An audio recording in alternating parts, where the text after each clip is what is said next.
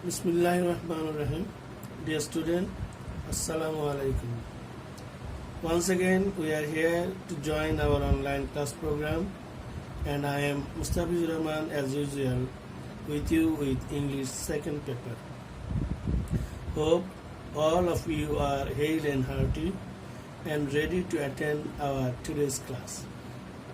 Dear student, you know we have already discussed all the important topics from the syllabus of your SSC exam, but a very important topic is left to be discussed in detail. Guess which one it is? Yes, it is transformation of sentence, especially transformation of simple, compound and complex sentence. Transformation of sentence is supposed to be the most critical, confusing and the toughest of all grammatical items for the SSC exam.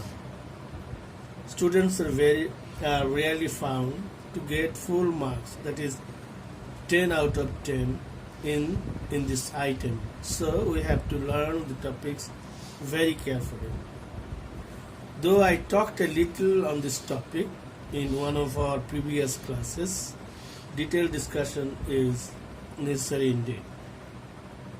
Actually, it is a quite lengthy topic and it requires a long period of time to discuss it in detail. 2 or 3 classes are not enough to discuss it thoroughly. Today, I will try my level best to make you understand the topic in a different way and try to make it easy, simple and interesting to you. So, without making any delay, let's start our today's lesson. Simple, compound and complex sentences and their transformation. To know about simple, compound and complex sentence, at first we have to learn about phrase and clause and the difference between them. So first of all, we will try to find out what is a phrase. প্রথমে আমরা জানবো phrase এবং clause কি, দুটার মধ্যে ডিফারেন্সটা কি। দেখো আমি প্রথমে একটা উদাহরণ একটা বাক্য লিখেছি, because of my illness I could not go to school. এখানে দেখো বিকজ অফ মাই ইলনেস, এখানে কোনো সাবজেক্ট নেই, কোনো ভার্ব নেই। এটা হলো একটা ফ্রেজ। ফ্রেজ হলো a group of word that has no subject and no verb. That means there is no subject verb combination. এখানে চারটা শব্দ আছে, এই চারটা শব্দ বলে একটা শব্দের মতো সে অর্থ প্রকাশ করছে, তাই না? and it gives a partial meaning or sense like what, একটা শব্দের মতো সে অর্থ করছে আমার অসুস্থতার কারণে, because of my illness। এটা হলো, তাহলে আমরা কি বলবো, যে যেখানে এটা ফ্রেজ হলো a group of words where there is no subject, no verb. That is, there is no subject-verb combination and it gives a partial meaning or sense like a word is called phrase.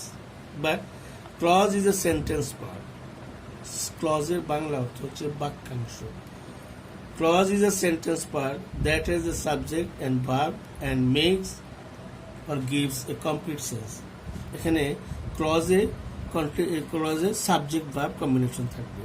Sometimes a clause is itself gives a complete sense that is known as a simple sentence. Again, a clause is a part of a big sentence in a compound or complex sentence. আমরা যখন sentence শুনে যাব তখন দেখব যে কোনো সময় এটা ক্লজ, যেখানে যার ভার্ব আছে, সাবজেক্ট আছে, ভার্ব আছে এবং সে নিজেই অর্থ প্রকাশ করতেছে, ওই ধরনের একটা ক্লজকে আমরা একটা সেন্টেন্স বলতে পারবো, আর সিম্পল সেন্টেন্স বলবো। আর যদি এটা সে ক্লজ কোনো সময় এটা বিরাট সেন্টেন্সের বড় বাক্যের অংশ হয়, তখন এটা ওটাও ক্লজ। ওর ভিতরে দেখো যে সেখানে আমরা এটা খুঁজে পাবো কোথায়, কম্পাউন্ড এবং কমপ্লেক্স সেন্টেন্সের উপরে। যেমন উদাহরণ দেখো, যে I could not go to school because I was ill. এখানে বিকজ আই ওয়াজ ইল এই অংশটুকু, কারণ আমি অসুস্থ ছিলাম, এটা দিয়ে কোনো পূর্ণ একটা অর্থ প্রকাশ করতেছে না। I could not go to school পূর্ণ অর্থ প্রকাশ করতেছে।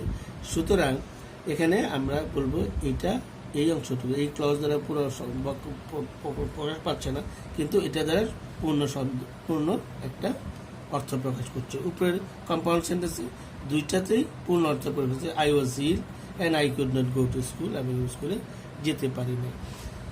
কম্পাউন্ড সেন্টেন্সে যখন আমরা একই রকম সাবজেক্ট হবে তখন আমরা একই সাবজেক্ট দুইবার ইউজ করি না। যেমন এটা দেখছি I was ill and could not go to school, আইটাকে এখানে অমিক রাখা হয়েছে।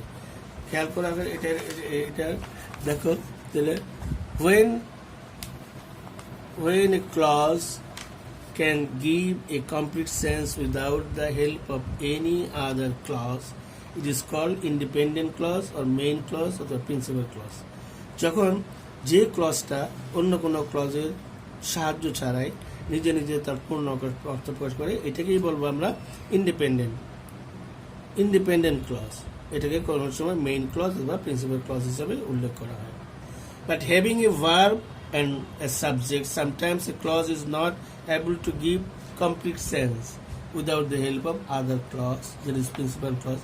Principal clause এর সাহায্য ছাড়া নিজে নিজে, যদিও তার ভার্ব, যদিও তার সাবজেক্ট আছে, ভার্ব আছে, সে একটা সব থাকা সত্ত্বেও সে কমপ্লিট সেন্স হতে হবে না। যে কিছুক্ষণ আগে দেখাইলাম এই যে এটা because I was ill, subject আছে, ভার্ব আছে, কিন্তু সে নিজে অর্থ প্রকাশ করতে পারতেছে না, এটার উপর নির্ভর করতেছে। যখন সে প্রিন্সিপাল ভার্ব তার অর্থ প্রকাশ করার জন্য প্রিন্সিপাল ভার্ব নির্ভর করবে, then it is called a dependent clause অথবা সাবঅর্ডিনেট ক্লজ। এই উদাহরণ দিয়ে ওটা আমি তোমাদেরকে বুঝাই না। So a clause contains in a sentence, ক্লজটা তাহলে আমরা তো কনফিউশন লিখে যায়, ক্লজ কি সেন্টেন্স কি। Clause contains in a sentence, সেন্টেন্সের মধ্যে ক্লজ থাকে, or within sentence or a part of sentence. Clause সেন্টেন্সের মধ্যে থাকবে এবং এটা অথবা একটা সেন্টেন্স অংশ হবে, but a sentence does not contain a clause. কিন্তু ক্লজের মধ্যে সেন্টেন্স না, ক্লজটা সেন্টেন্সের মধ্যে, সেন্টেন্স ক্লজের মধ্যে না। It is made of single clause or more than one clause, that is two or more than two clauses, two or more two clauses থাকবে। তাহলে কি বলবো আমরা, যে সেন্টেন্স আর ক্লজের মধ্যে পার্থক্য হচ্ছে ক্লজ কখনো কখনো সেন্টেন্স, কখনো কখনো যখন সে ইন্ডিপেন্ডেন্টলি বসে তখন ক্লজটাও সেন্টেন্স হয়ে যায়। তার মানে কি, ক্লজটা সেন্টেন্সের মধ্যে, কিন্তু সেন্টেন্স ক্লজের উপর নির্ভর করতেছে না। ক্লজ দ্বারা সেন্টেন্স তৈরি হচ্ছে একটা অথবা দুইটা ক্লজ, অত্যধিক আরো বেশি ক্লজ থাকতে পারে একটা সেন্টেন্সের মধ্যে। So depending on the use of clause in different ways, in the three ways, sentences are divided into more three kinds. They are called structural based sentence. এগুলোকে বলা হয় স্ট্রাকচারাল বেসড সেন্টেন্স। সেটা কি, সিম্পল, কম্পাউন্ড। এটা কিসের উপর নির্ভর করতেছে, তাহলে আমরা ক্লজের ইউজের উপরে, ক্লজ কিভাবে আছে, ক্লজের ইউজের উপরে ডিপেন্ড করে এই simple, compound, complex sentence. Simple সেন্টেন্সে একটা ভার্ব থাকবে, একটা সাবজেক্ট থাকবে, এখানে কোনো কনজাংশন থাকবে না। এটা একটা ইন্ডিপেন্ডেন্ট ক্লজ দ্বারা তৈরি হবে। কিছুক্ষণ আগে যেটা দেখাইলাম, যেমন আই এম স্টুডেন্ট, হ্যাঁ, তারপরে আই এম টিচার, এই যে এরকম একটা সাবজেক্ট, একটা ভার্ব, এম বা ইজ, যে কোনো একটা ভার্ব থাকবে, একটা ভার্ব থাকবে এবং সে সম্পূর্ণ অর্থ সে নিজে প্রকাশ করবে। এটা হলো সিম্পল সেন্টেন্স। আর কম্পাউন্ড সেন্টেন্স কি, কম্পাউন্ড সেন্টেন্সে দুইটা ইন্ডিপেন্ডেন্ট ক্লজ থাকবে, একটা কোঅর্ডিনেটিং সেন্টেন্স, একটা দুইটা থাকবে, দুইটা ভার্ব থাকবে, দুইটা সাবজেক্ট থাকবে এবং এটা সাবজেক্টও দুইটা থাকবে, একটা অথবা দুইটা। আমরা একটা সাবজেক্ট ইউজ করতে পারি, দুইটা সাবজেক্ট ইউজ করতে পারি, কিন্তু ভার্ব দুইটা থাকবে, এটা মাস্ট, এবং এটা যুক্ত হবে কোঅর্ডিনেটিং কনজাংশন দ্বারা। কোঅর্ডিনেটিং কনজাংশনগুলো কি, অ্যান্ড, বাট, অর, এগুলো কোঅর্ডিনেশন। আর এটার মধ্যে কি থাকতে হবে, কম্পাউন্ড সেন্টেন্সে দুটো ক্লজ থাকলে দুইটাই ইন্ডিপেন্ডেন্ট হইতে হবে এবং একটা কনজাংশন দ্বারা যুক্ত হবে। সেই কি কনজাংশন, কোঅর্ডিনেটিং সেন্টেন্স। সেই কনজাংশন পরে আলাপ করতেছি। তাহলে এখানে যে দুইটা সেন্টেন্স, দুইটা ক্লজ থাকবে, দুইটা ক্লজেরই আলাদা আলাদা ভার্ব থাকবে এবং দুইটা ভার্বই গুরুত্ব সমান, কারণ দুইটাই ইন্ডিপেন্ডেন্ট ক্লজ। আর কমপ্লেক্স সেন্টেন্সে দুইটা ভার্ব থাকবে, যেখানে একটা ভার্বের চেয়ে বড়, দ্যাট ইজ একটা ভার্বের গুরুত্ব আরেকটা ভার্বের চেয়ে বেশি। যদি ডিপেন্ডেন্ট ক্লজ হয় তাহলে তার মূল লক্ষ্য ইম্পর্টেন্স কম, কারণ তাকে ডিপেন্ড করতে হয় যে এই প্রিন্সিপাল ক্লজে ভার্বের উপরে। তাহলে কি হইলো, আমরা এই টু ভার্ব থাকবে where one verb is greater than one in importance connected by a subordinate. ওটা ছিল কোঅর্ডিনেটিং কনজাংশন দ্বারা, এটা হলো সাবঅর্ডিনেটিং কনজাংশন। সেগুলো কি like, because, as if, before, তাই না? এখানে এই কমপ্লেক্স সেন্টেন্সে থাকতে হবে মিনিমাম একটা ইন্ডিপেন্ডেন্ট ক্লজ আর এক বা একাধিক সাবঅর্ডিনেট ক্লজ অথবা ডিপেন্ডেন্ট ক্লজ থাকতে হবে। তাহলে সেটাকে বলবে কমপ্লেক্স সেন্টেন্স। আমরা কি বলবো, তাহলে আমরা কিভাবে বুঝবো যে এটা কি বলে কম্পাউন্ড সেন্টেন্স না কমপ্লেক্স? কারণ দুইটাতেই দুইটা ক্লজ থাকলো আমরা, এবং ক্লজ এটা ইন্ডিপেন্ডেন্ট ক্লজ, ডিপেন্ডেন্ট ক্লজ থাকবে। আমরা কিভাবে, how can we can identify the kinds of sentence seeing the use of conjunction. কনজাংশনগুলো কি ধরনের কনজাংশন ইউজ, এটা থেকে তুমি সহজে করতে পারবে, আইডেন্টিফাই করতে পারবে যে কোনটা কম্পাউন্ড সেন্টেন্স, কোনটা complex sentence. If the sentence parts are joined by coordinating conjunction, it is a compound sentence. তাহলে কম্পাউন্ড সেন্টেন্স হবে তখনই যদি এটা কোঅর্ডিনেটিং কনজাংশন দ্বারা যুক্ত হয়। আবার and when they are joined by subordinate conjunction is a complex sentence. ভালো করে খেয়াল করো, তুমি তো সহজে টের পাবে না যে এটা ডিপেন্ডেন্ট না কমপ্লেক্স না কম্পাউন্ড। কিভাবে টের পাবে? তুমি কনজাংশনের দিকে তাকাও, কনজাংশনটা যদি কোঅর্ডিনেটিং হয় তাহলে সেটা হবে কম্পাউন্ড সেন্টেন্স। সেন্টেন্সটা যদি ওই পার্টগুলো যদি সাবঅর্ডিনেট ক্লজ দ্বারা যুক্ত হয় সেগুলো ঠিক। এখন দেখো কোঅর্ডিনেটিং কনজাংশন কোনগুলো, সাবঅর্ডিনেটিং কনজাংশন কোনগুলো। কোঅর্ডিনেটিং কনজাংশন হলো লিমিটেড, তুমি একটা মাত্র যে অ্যাক্রোনিম যে আছে, একটা মাত্র অ্যাক্রোনিম বা শব্দ দ্বারা তুমি টাইপ করো, সেটা হলো ফ্যান বয়েজ। এই ফ্যান বয়েজের যদি তুমি মনে রাখতে পারো তাহলে তোমার এই অ্যাক্রোনিমটা যদি মনে রাখতে পারো তাহলেই তুমি সহজেই coordinating কনজাংশনগুলো চিনবা।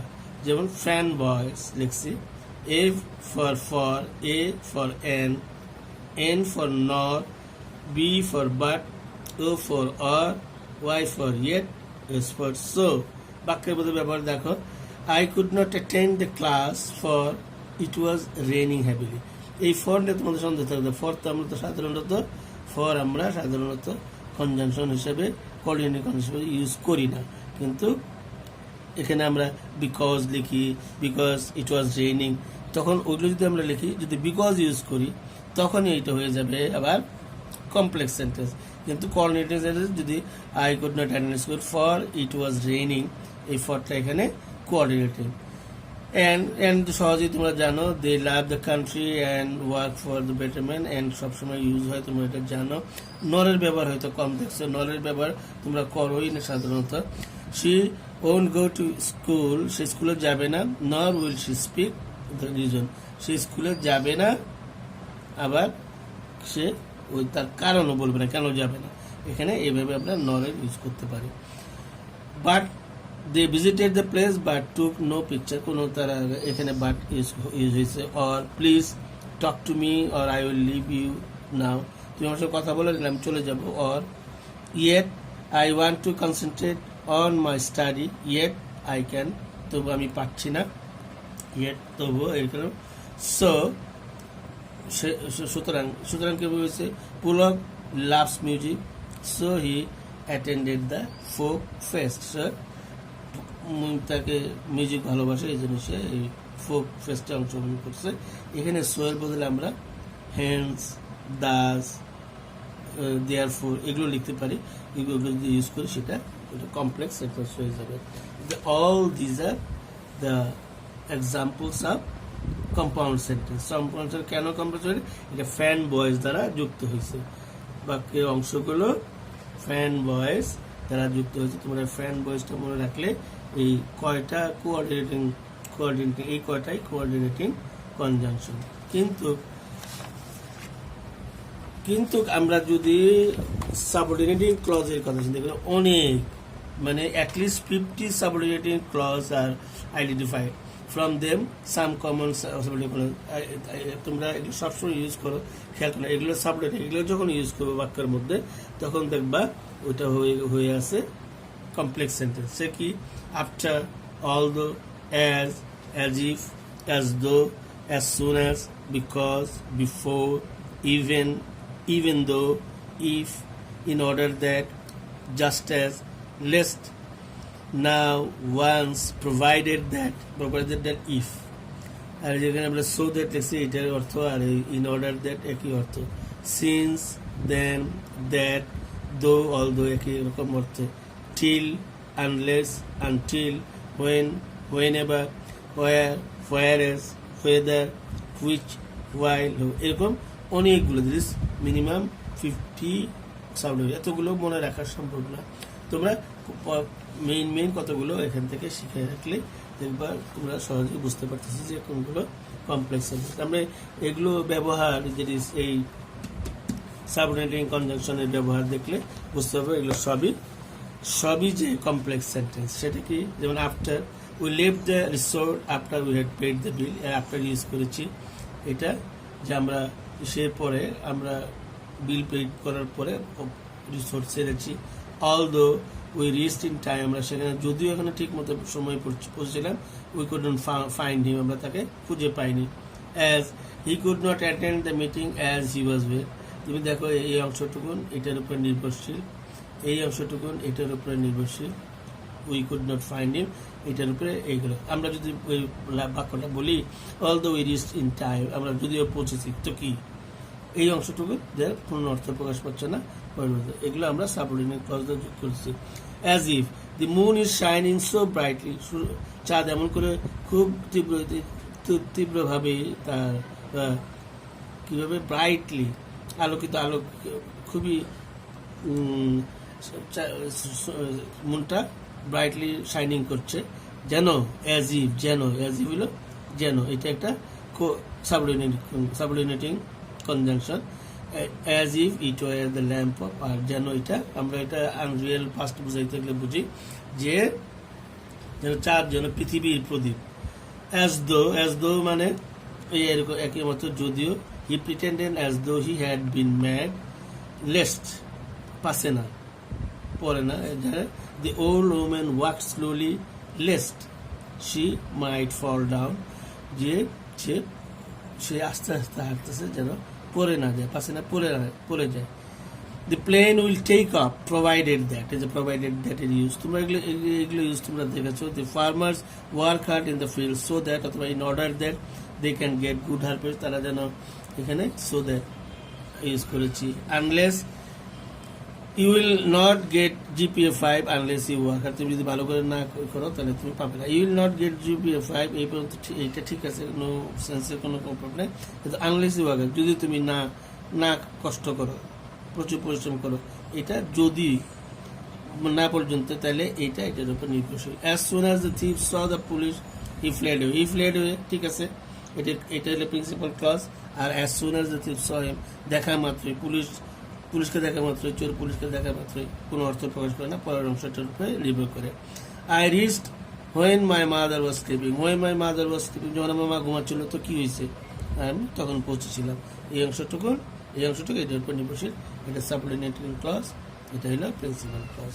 I know the boy who stood first in the exam, এই যে হু দিয়েও রিলেটিভ প্রোনাউন দিয়ে এটাও একটা subordinating conjunction. Since he is very honest, যেহেতু সে খুব সৎ, এই জন্য সবাই তাকে রেসপেক্ট করে, সবাই তার উপর নির্ভর করে।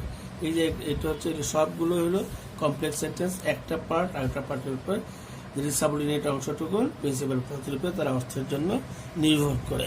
এবং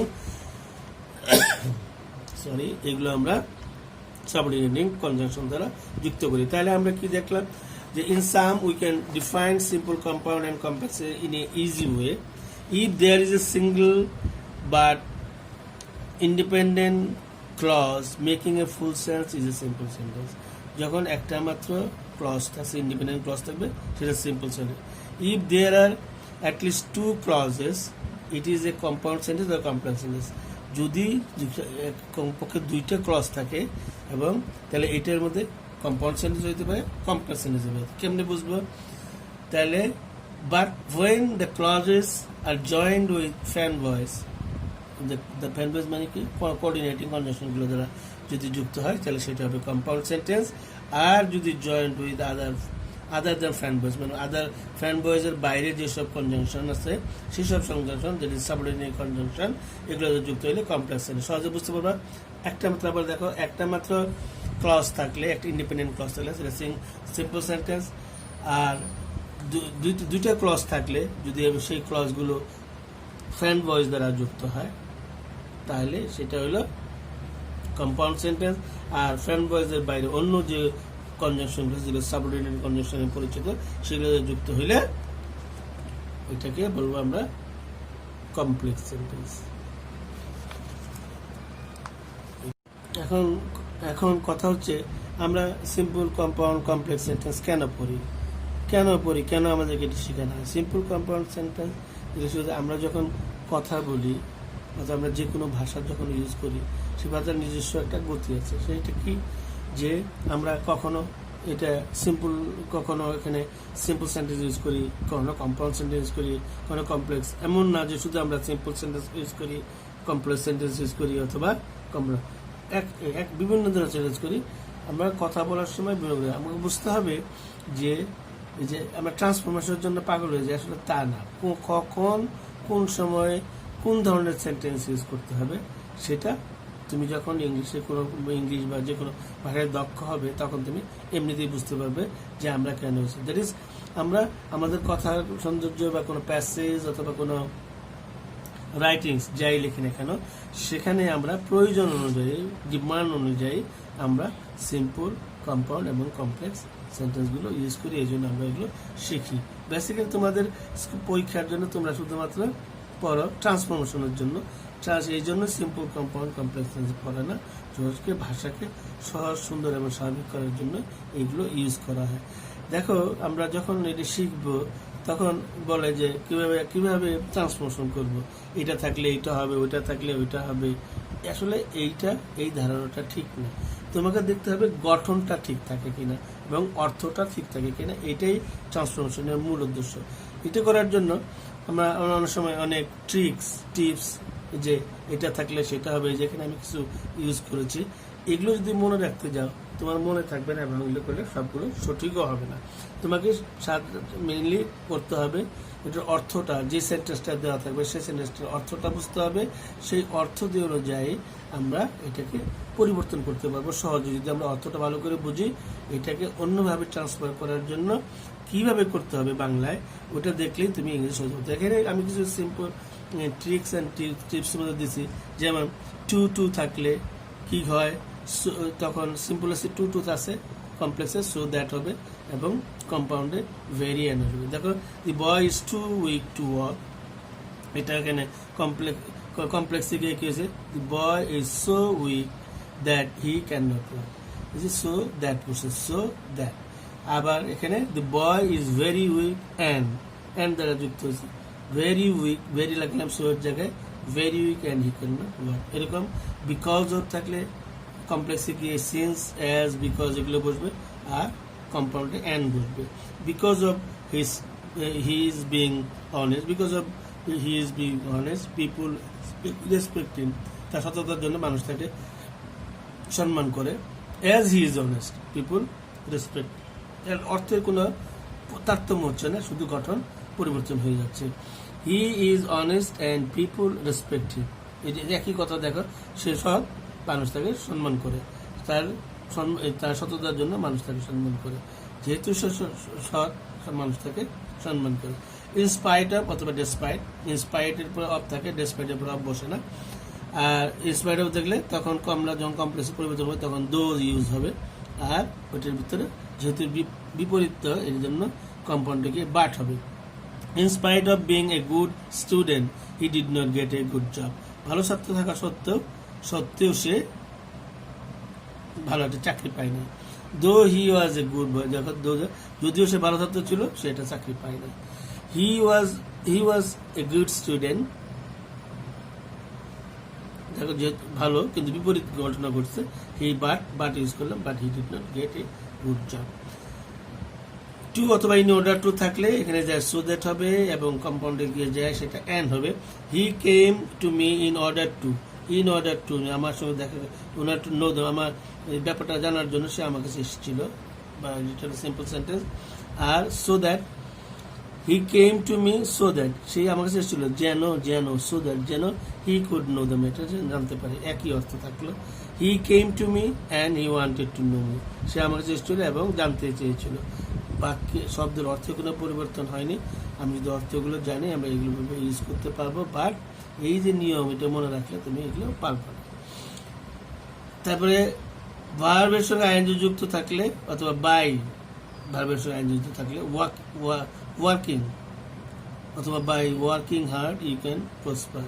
তুমি যদি তুমি যদি কঠোর পরিশ্রম করো তুমি উন্নতি করতে পারবা। তাহলে তুমি যদি কঠোর পরিশ্রম করো তুমি তো ইফ ইউ ওয়ার্ক হার্ড, তাহলে এটা ইফটা ইভেন ইজ ছিল। আবার এখানে কাজ করো, কঠোর পরিশ্রম করো এবং তুমি ফল পাবে। Work hard and you can prosper. Without V I N G থাকলে উইদাউট হলে দের ইজ আর আইএনজির আগে without working hard you can not prosper, ওখানে যায় ওইটাও ইফ হবে এবং উল্টাতে যেহেতু বিপরীত কথা সেখানে অর বসবে, সেটা কেমন? Without working hard you cannot prosper. If you don't work hard, don't হয়ে গেল, ইউ ক্যানট প্রসপার একই অর্থ। Work hard or you can not prosper, তুমি পারবে না। আরো কিছু ট্রিক্স দেখো, সেটা হলো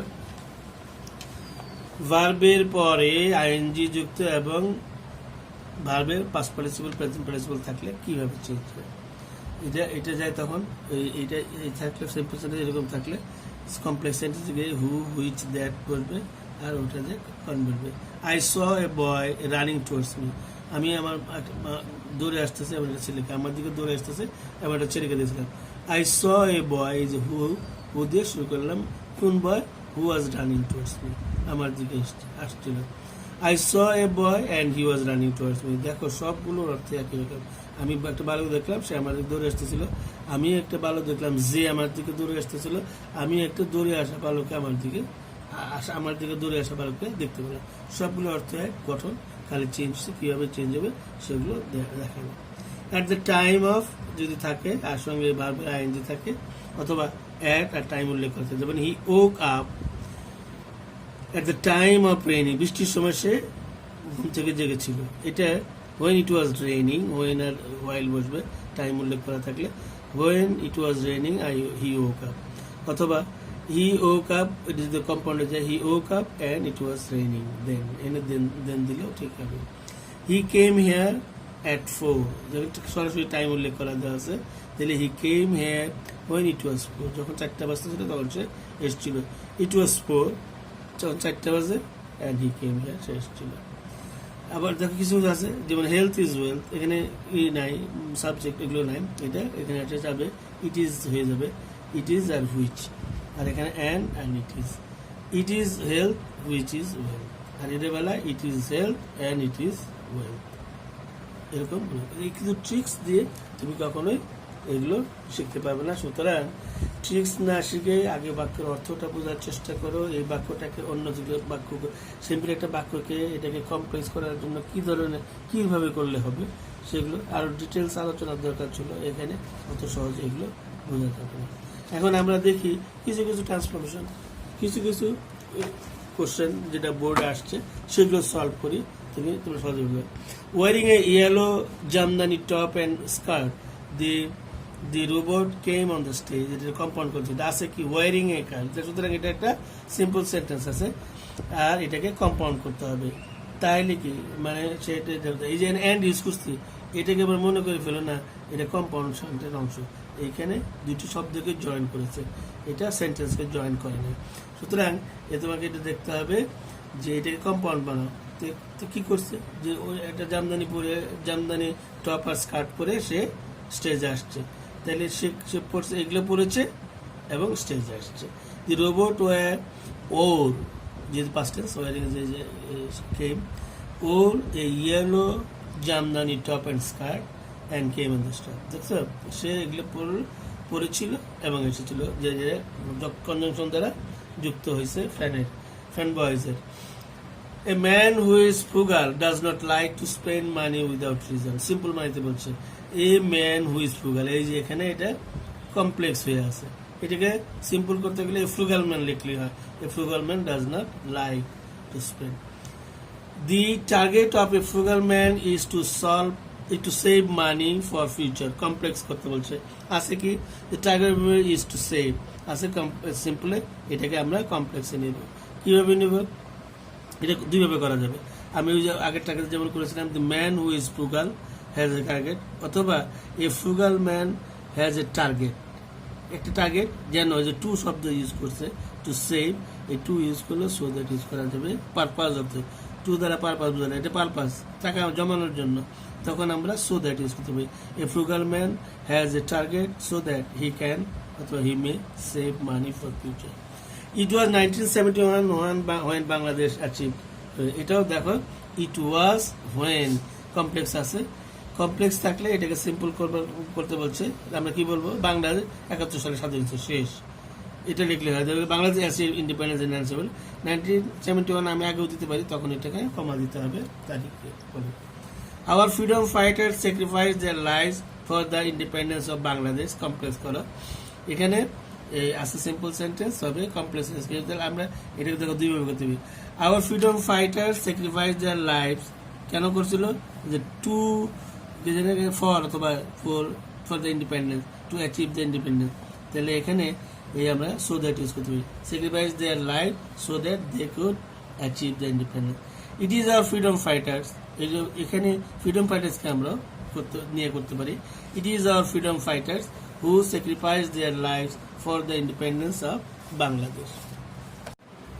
তো কন্টিনিউশন হিসেবে আরো দেখো আছে, we shall always remember them with pride, এটাকে কম্পাউন্ড করতে আছে সিম্পল সেন্টেন্সে আমরা এটাকে বলবো, আমরা এটা আমরা অনেকভাবেই করতে পারি। We are proud of them and we shall always remember them. এখন বর্তমানে শ্যাল, যদিও শ্যাল আছে, তুমি এটা উইল ইউজ করতে পারবা, কারণ আমার আধুনিক ইংলিশে কোনো শ্যালের কোনো ইউজ নেই, সবই উইল হিসাবে আছে। তাহলে এইভাবে করতে পারি, অথবা we shall always remember them and we are proud of them, এটা পরে দিলেও পারবো। আবার we shall always remember them, আমরা তাদেরকে মনে রাখবো, and with and it is with pride, এবং এটা গর্বের সঙ্গে, এভাবেও করতে পারি। তাহলে দেখো ভেরিয়াস ওয়েসে করতে পারি। সুতরাং এটা এমন না যে এই নিয়ম থাকলে এইভাবে করতে হবে, ওই নিয়ম থাকলে আমরা এই জন্য নিয়ম না শিখে অর্থটা বুঝলে আমি বিভিন্নভাবে এটা করতে পারবো। Water an important element of environment is polluted in various, এটাকে বলে নাউনের পজিশন, কারণ এই অংশটুকু নাউনকেই আগে পূর্বের নাউনটাকে বোঝাচ্ছে। এটাকে আমরা যখন পজিশন থাকে তখন আমরা এইভাবে করতে পারি। ওয়াটার হুইচ ইজ, এটাকে which is an important element, বাকিটুক লিখে দিলেই হবে। The water which is pure, বোঝাই যাচ্ছে, এটাকে সিম্পল করতে গেলে the water which is pure, that is pure water, the pure water is necessary for us. Men pollute water by throwing in it, মানুষ ময়লা ছুঁড়ে এই পানিকে দূষিত করে। তাইলে এটাকে যদি কম্পাউন্ড করি, তাহলে তারা ময়লা ছুঁড়ে এবং দূষিত করে, তাই হবে না? সহজে বাংলা অর্থ জেনে আমি এটাকে করতে পারি। Man throw waste in water and pollute, পানিতে এবং পলিউট করে। এখন নিয়ম মানলে এটা থাকলে এটা হবে, এগুলো করলে তুমি এটা করতে পারবে, হয়তো তাৎক্ষণিকভাবে পারবা, পরবর্তীবার ভুলে যাবে। They fought for the country with patriotic zeal, তাদের দেশপ্রেমের যে তীব্র বাসনা থেকে তারা দেশের জন্য যুদ্ধ করেছে, এটা আমরা দুইভাবে লিখতে পারি। They had a patriotic zeal and fought for the country, patriot zeal থাকলে তাদেরকে প্যাট্রিয়ট বলে। They were patriots and fought for the country. The farmers who are poor and don't get loans on easy terms, তারা যারা যে farmer গরিব তার মানে পোর farmer, the poor farmer, বাকিটুক যা আছে তাই। The farmers do not get the facilities necessary for their food production. এটা আমরা the farmers do not get the facilities which are necessary for food production. খেয়াল করো যে এখানে for food do not get facilities necessary for, তাহলে which are necessary আমরা যদি যে প্রয়োজনীয় এগুলো পাই না, যদি পাই না কোনগুলো যা নেসেসারি, এখানে which লাগাই দিলে বাক্যটা কমপ্লেক্স হয়ে যাবে। এরকম আরো অনেকগুলো আমি তোমাদের জন্য করেছি, কিন্তু তোমাদেরকে আমি শুরুতেই বলেছি এটা দুই একটা ক্লাসে করানো, দুই একটা ক্লাসে এই ট্রান্সফরমেশন করাটা, বোঝানোটা সহজ না, এটা এনাফ না দুই একটা ক্লাস, এর জন্য প্রচুর টাইম নেবে। দেখো আমি অনেকগুলো করেছিলাম, তোমরা তো এগুলো তোমাদের দেখাতে পারছি না, অন্য কোনো ক্লাসে হয়তো এগুলো নিয়ে আলোচনা করা যেতে পারে। তো আমরা এতক্ষণ যে তোমাকে যে বোঝাইলাম, তোমাদের আমি বোঝাবার চেষ্টা করেছি এই জন্য যে আমি কতগুলো ট্রিক্স দিয়েছি বা টিপস দিয়েছি। এই টিপস বা নিয়ম রুলস এগুলো না শিখে যদি তোমরা বাক্যের অর্থ জানো, এই বাক্যটাকে অন্য সেন্টেন্সে ট্রান্সফার করা কীভাবে করা যাবে বাংলাতে, এটা যদি চিন্তা করো তাহলে তুমি কোনো টিপস কোনো রুলস ছাড়াই সহজে এগুলো করতে পারবা। এটা না ওয়ারি হওয়ার কিছু নাই। তো I have to finish today. Thank you all for being with me for a long time. See you another day. Till then, goodbye.